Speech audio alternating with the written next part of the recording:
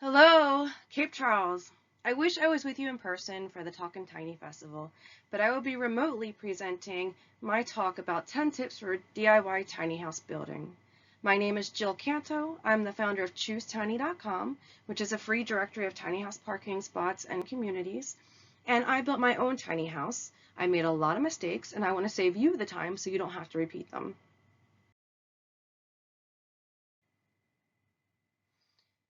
So this is a fairly recent picture of the outside and inside of my tiny house, though some changes have been made since this was taken. It was a long road getting to this point, and you're going to see some of the bumps and bruises along the way in the next slides. But first, let me briefly tell you about my tiny journey. I was divorced in 2012 and I had two small children at the time. I was working around the clock, getting maybe 3 to 5 hours of sleep each night, and my cognitive function, my stress levels, everything was going in the exact wrong opposite direction that it was supposed to. I was getting very little quality time with my children, and in 2015, after 3 years of nothing getting better, my mom agreed to lend me $25,000 if I could prove to her that that would be a feasible amount to create my own tiny house. So I went online, and at the time there was very few blueprints for tiny houses available. Now there's tinyhouseplans.com and several others. But I found a blueprint that looked like it could work for my needs, and I paid for the blueprints, downloaded the materials list that came with it, priced it out at the big box stores and also some of the restores for the materials. And I also interviewed a friend of mine who was a carpenter, and I asked her how much she charged per hour and how much I could get out of maybe like a week of her time to get me kick-started on the tiny house journey, because I knew that I wouldn't be able to afford to hire builders for the entire journey. The first topic we're going to hit is budgeting, and it's a big one, so this will span a few slides. We need to first determine what our budget is and then what's going to impact the various costs and how we can navigate that. Do you have enough for your entire project now? Well, what does that entail? The materials are going to run about $20,000 to $50,000 or more, and a big part of that's going to be where you're located and how big your tiny house is. My tiny house is 28 feet long by 8.5 feet wide. At the time in 2015, that was the biggest. But now it's much more common to build 30 to 40 foot long, and maybe 10 foot wide is becoming more of a norm, which I wish that I had done. And we'll probably talk more on the width on it later on. And on top of that, if you are going to hire somebody to do any portions of the labor, skilled labor is typically twice the cost of materials. So if you don't have all of that up front, what are your options? If you look at the picture in this slide, I moved into my house when it was very unfinished. And to be honest, there still are portions of it that aren't finished 8 years later. And part of that is just not feeling like doing any more building once I moved in, but it's very livable. So I moved into the house before it was finished, and I was able to capitalize on the low cost of tiny house living to save money to put towards more of the project.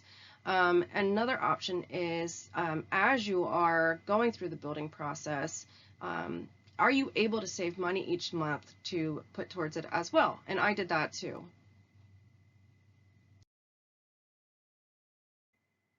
So you can start from scratch like I did, or you can take advantage of something called tiny house shells. If I was going to build another tiny house, I would go the tiny house shell route if my budget permitted. For those who aren't familiar, a tiny house shell is basically what's pictured in this slide. It includes the trailer, the studs, the exterior sheathing, roof, windows, doors, and it comes in 3 different categories. You can have a basic shell like the one pictured.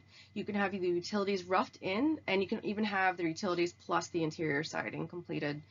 There's some disadvantages and advantages to each category. Obviously, the cost increases the more finished that you have it, but you also need to plan ahead of where you're going to have everything laid out pretty precisely if you have the utilities roughed in, and especially if you have the interior siding put up.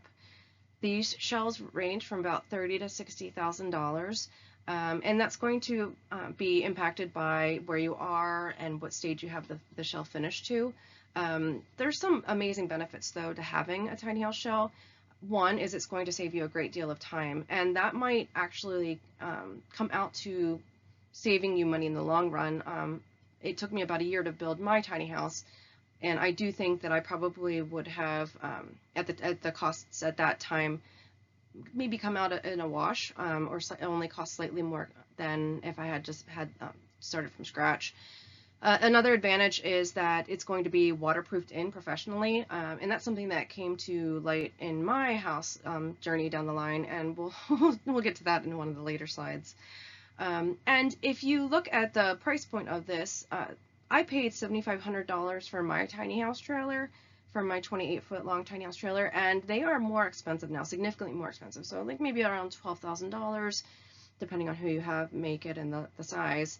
And plus you're getting all the materials completed in this price point as well. So it might actually serve you better in the long run to have this waterproofed in shell where you are able to be catapulted much further into your journey and start living tiny sooner and start saving money.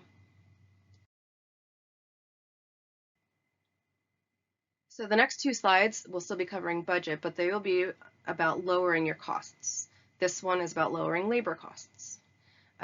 There is just about anything you could possibly ever want to find on YouTube, including all the stages of building a tiny house. Additionally, there is this DVD here that you can't see terribly well, but it is how to build a tiny house. And this is actually the model that I built. And so the blueprints that came with it also had the option to buy this DVD, which has a gentleman named Andrew who was a big advocate in the tiny house movement. He was a general contractor and an educator, so he recorded a video of him building his tiny house step by step.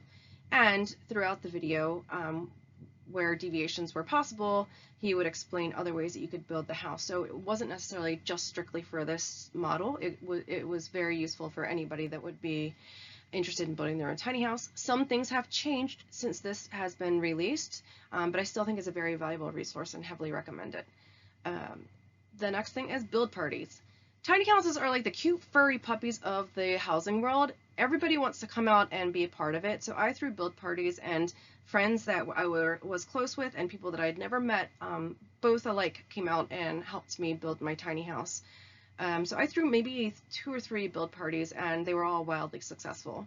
Also, does your budget include hiring out some of the work? Just because you are not paying somebody to build the entire house doesn't mean that you have to do the labor for every single step of it. Can you afford to have somebody do the plumbing or the framing or just whatever portion you're not feeling strong in? I think it's incredibly important that you have somebody qualified doing the electrical work, especially in the tiny house movement. We can be seen as fringe at some point, especially more in the past, but it's still considered fringe housing for some, and we don't want to damage any of the reputation by having houses burn down or injure people. So, or when they're being transported to break down the highway. So we want to make sure that we're doing a good job while we're building our tiny houses.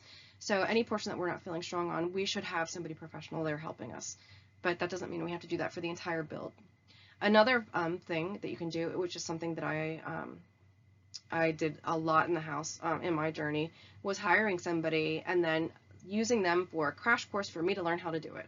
So I did that with electrician, I did that with plumbing, and not with electrician, sorry. I did that with the construction and with plumbing.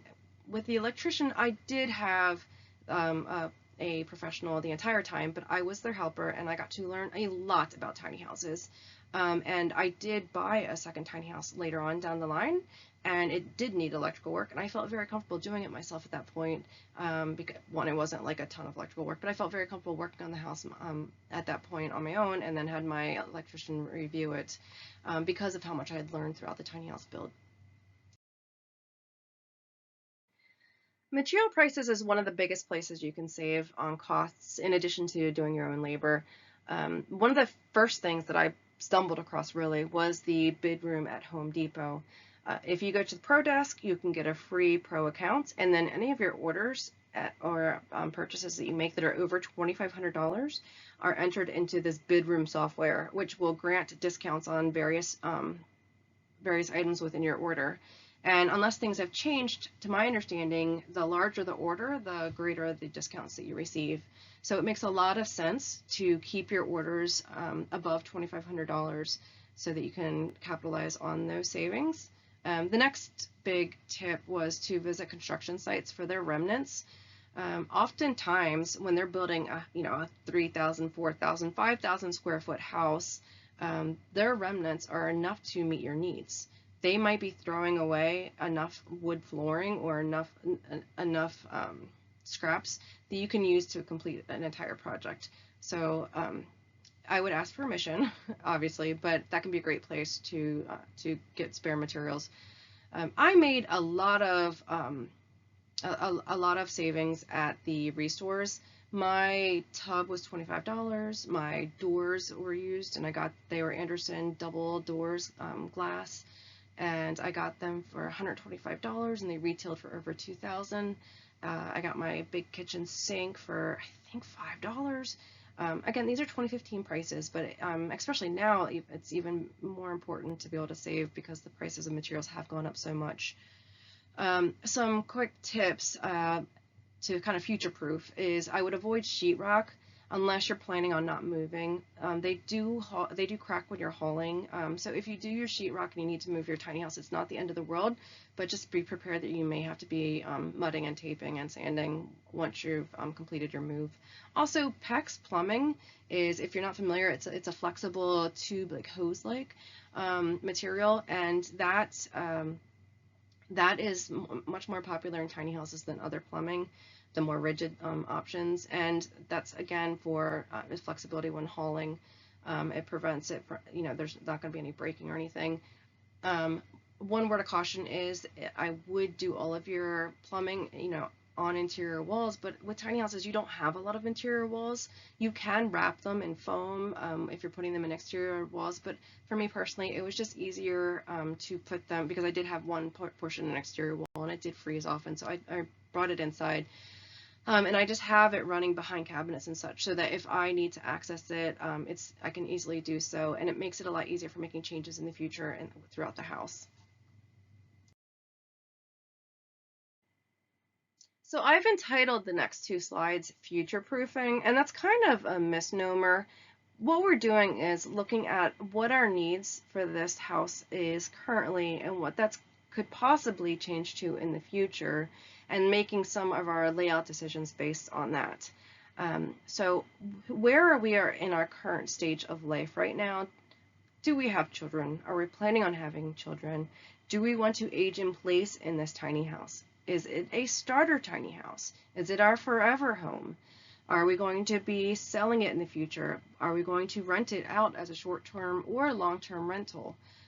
Do we think we'll have lots of visitors now or sometime in the future, say when we have grandkids, if we have grandkids? So, like, if we take a look at this layout on the left, they've got a cozy, there's some, issues with the ladder being right there. I'm not in love with that, but let's say this is our layout, and if we have a cozy couch here, that could work.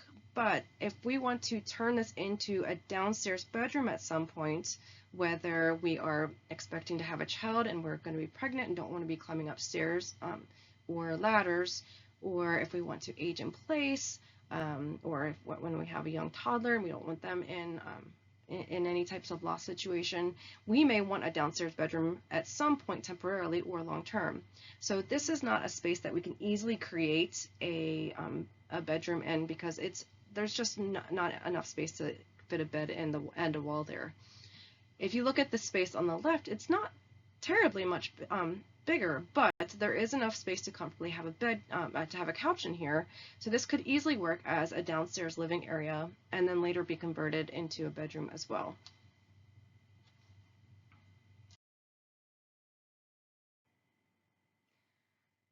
So are we planning on living in this house forever in this one location?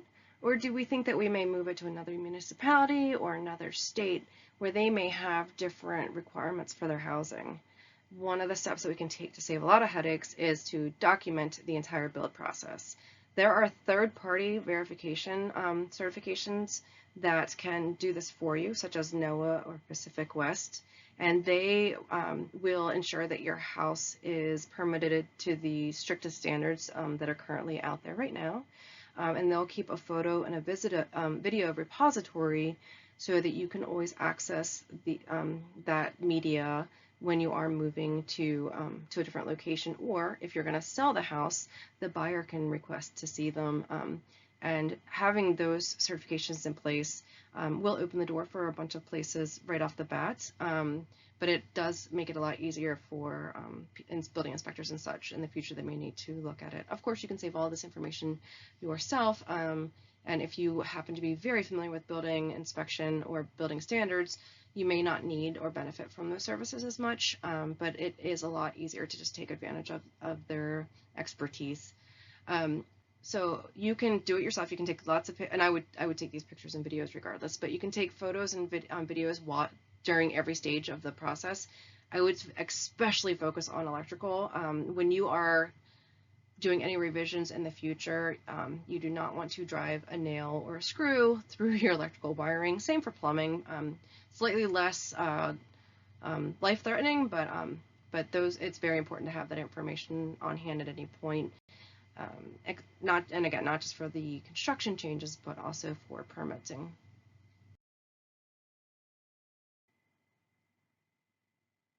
One of the things about moving your house in the future is the climate. You may live in one climate now and want to consider living in a very different climate later, or you may want to sell to somebody who is in a very different climate later. So let's take a look at the roof pitch. In this picture, this is a flat roof pitch. It's easier to build, and in some places it may be okay. If you're in a desert area that doesn't get snow, this could work very well. But if you are, let's say, want to move to Colorado, you're going to need, I believe, at least a 312 pitch. And also the insulation values become much more important at the temperature extremes. And in Colorado, they recently did legalize tiny houses, but I believe that they require a 30R insulation value. So are you building out to an insulation value that is going to be legal in other states, or are you leaving it so that you can easily add more insulation at a later date in your roof? In mine, I actually can fairly easily add insulation, so I'm not limited in that sense. Are you planning on ever living off-grid if you're not building to off-grid standards right now? And some of the ways that you can future-proof for that is to leave space for the tanks now, or do the rough-in wiring for solar now, so that's not something that you have to tackle in the future once you already have all of your built-ins and cabinets and walls up. You are so fortunate to be in a time where you can easily visit and stay in tiny houses. Before I started my tiny journey, I had never stepped foot in a tiny house, and it was just a lot of guesswork and winging it. So you guys are many steps ahead of me already by being at a tiny house hotel in Cape Charles. I would recommend going to multiple tiny house festivals and going to these tiny house hotels and staying in more than one house, and go through your daily schedules. If you work from home, work. If you like to cook a lot or entertain guests, do all of those things. See how each house is serving you or hindering you. Living tiny is about maximizing the space to meet your needs, and there's so many amazing little tips and tricks and ideas that people have come up with to make each portion serve multiple functions. And so you need to figure out which ones are the most important to you and build your house around those core needs and functions. Storage. I want to save you a big headache here. I made a lot of blunders with storage. I heard that the average household has about, a regular size household, not a tiny household, has about 300,000 things in it. And I know I wasn't that great at managing the 300,000 things when I was in a regular size home. And I didn't do a great job in preparing my tiny house for the items that I did decide to keep, and I didn't do a good job on deciding which items were the most important. And so I went through a lot of pain points with that. One of the ways that I recommend to go for your downsizing journey is to create a touch diary of the items that you're actually using throughout the day, and then using that to determine what you're bringing with you. One of the simplest ways to do this, in a closet, you can turn all of your hangers facing one direction, and then as you wear your clothes and launder them and go to hang them back up, you can turn the hanger the opposite direction. And after a period of time, you can see what clothes you're actually wearing and which ones are just more decoration for your closet. All of us have those clothes, like I might wear that one day, or if I lose weight, or if I do this, what if I go on a cruise, whatever, I might have a need for this. And you don't have space for those kinds of things in a tiny house. So the clothes that you do bring are the ones that you're going to feel the most comfortable in, or you're going to love the most. So it's going to work out in the end anyway, as long as you're making good decisions when you're selecting the items that you bring.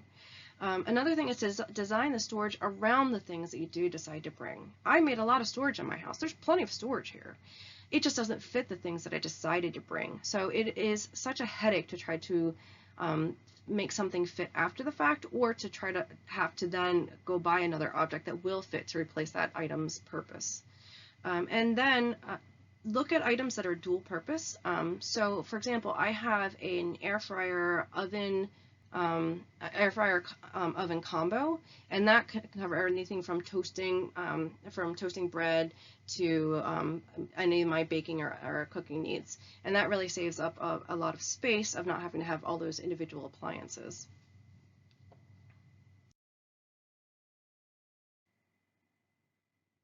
If you're familiar with permaculture, you've heard the term stacking functions before. If you're not familiar with permaculture, learn it. It's really great. It's principles for growing food and living more friendly, more in touch, and more eco-friendly when growing food. But stacking functions is also very important in tiny houses.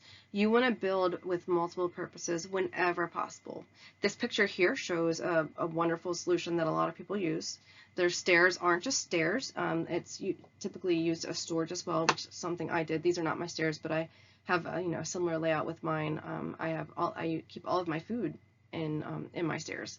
Another thing that I've seen done very well is where people will have tables that are on hinges that fold up into the wall, and it serves as an art piece while it's against the wall, and then when it can easily come down and serve as a table, and that way you can have the space to easily walk around when you don't need the table, and then you can put it down when you do. I've seen lots of other great solutions, like having a living and dining area that in one spot, and even your desk in one spot, with having furniture that is flexible and adaptable, that can do multiple purposes. So let's look at the width and length of the house. And besides price points, what might influence our decisions for deciding on the size? As I had mentioned, I built my house at 28 feet long and 8.5 feet wide. And at the time, that was about the biggest that people were building. And I had 2 children, so I figured I'm going to go with the biggest size. And I wish that I had done the 10-foot wide. My biggest concern with that was, well, if I move the house, I don't want to have to deal with getting any of the permits, and that might be really expensive. But one, I've been living in the same spot for 8 years at this point, and that extra 18 inches would be life-changing in so many different ways, especially for making changes and moving things around as we are going through our various phases in life. And 2, oftentimes it's like $15 per day for the permit. I would gladly pay $15 if it meant I got the extra 18 inches in the house. And so the other consideration, though, is if you're going to be moving your house a lot, staying at the 8.5 foot wide mark is probably a better move for you. And also staying on the smaller side. There's good friends of mine that traveled for 3 years, and I think that their house is about 16 feet long, and I really wouldn't go anything above like 24 foot if you're going to be moving quite frequently, if you're going to be nomadic in your tiny house, because you're going to be hitting a lot of expenses with gas, and if you are above the 8.5 foot wide, then it's going to be even harder. trailer is the foundation of your tiny house, and it is, in my opinion, the single most important purchase that you're going to be making throughout your tiny journey. There's a lot of information on this slide. I will be posting this on choosetiny.com, and in the future I will flesh this slide out more so that you can get the information that I'd love to share about it. But I will leave you with that this is a bumper pull shape and this is a gooseneck shape.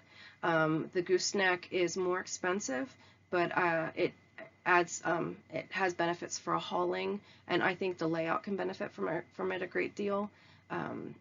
But the bumper pull is also a viable option. That's what I used with my tiny house. I paid $7,500 for my trailer in 2015.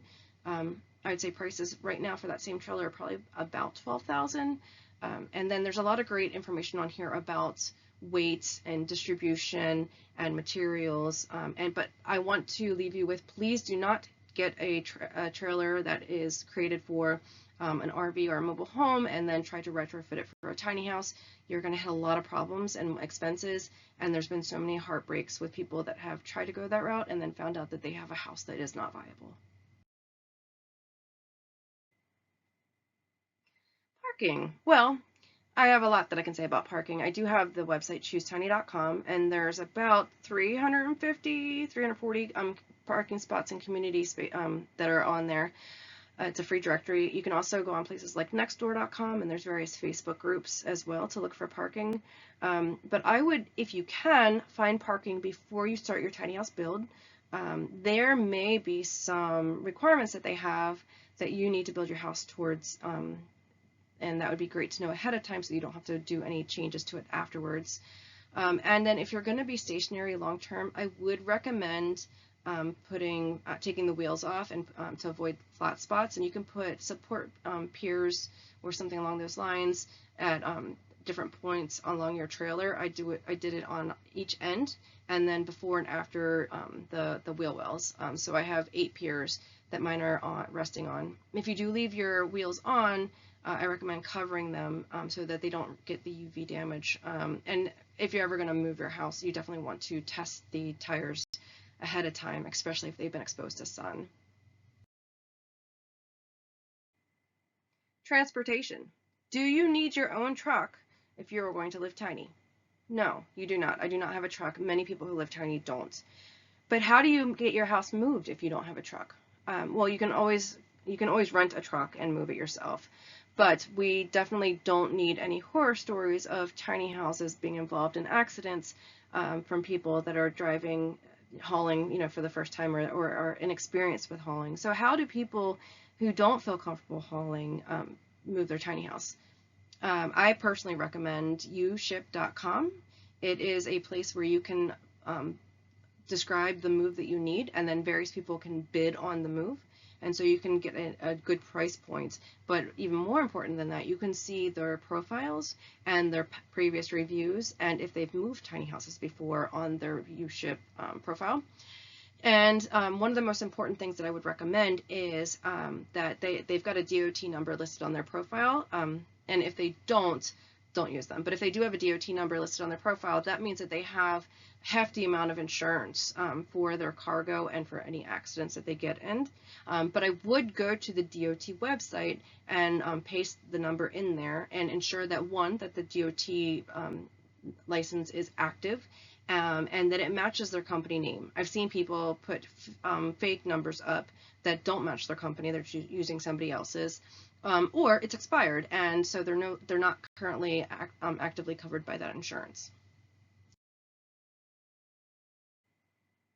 Skylights. Should you put them in your tiny house? No, at least I don't think so. I put 3 in mine, and it was beautiful while it lasted. Being able to look up at the stars at night. It made the loss feel so much bigger. I've been told later by a professional that it's not a matter of if, but when they will fail. So that's up to you if you want to decide to risk it, or how good you feel about your abilities and your capabilities of installing a skylight. I did replace my roof because of this failure, and I had been planning on replacing my roof with a nicer roof at some point in the future, but this moved the schedule up significantly. I appreciate you joining me on this presentation. I wanted to share some closing thoughts with you. As I'd mentioned in the past slide, I did end up replacing my roof and my siding because of the waterproofing issues with the skylights. And it only cost me $3,000, and that included me hiring out some of the work. So that's materials and much of the labor. It is far cheaper to make changes to a tiny house than a conventional house because of the size. You will feel like you are a superhero walking around with an invisible cape. If you can build your own house, then there's not really much that you can't face. And also, if I did it with health issues and small children and juggling work, I think you can probably do it too, especially if you take some of the recommendations, such as using a shell or the different ways to save some money so that your journey is a little bit easier. So I appreciate your time. You guys have a great day and enjoy the rest of the festival.